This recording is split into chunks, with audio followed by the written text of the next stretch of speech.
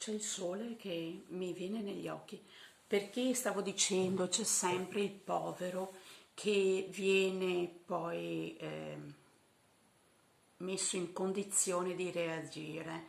Quindi quando le persone sono provocate perché c'è chi prevarica su di loro e quindi reagiscono nelle relazioni comuni, eh,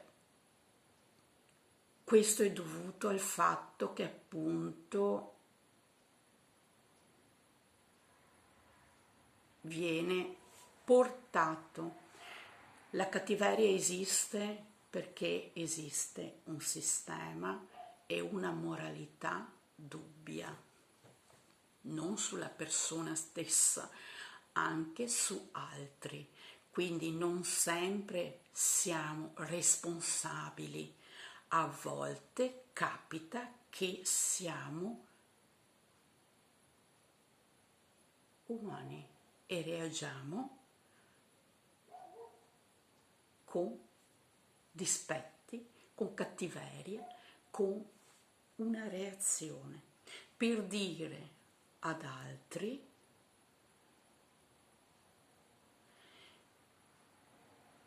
che cosa. Ditemelo voi. Voglio trovarlo scritto sui commenti.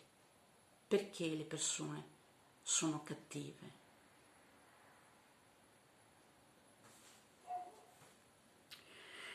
Ora questo è più complicato di quello che pensate spiegarlo. È una conseguenza sempre, è una causa-effetto sempre, è una causa-effetto che a volte porta alla reazione.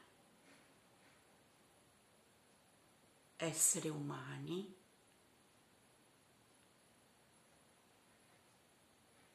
non giustifica chiunque fa qualsiasi. Quindi, per questo, le regole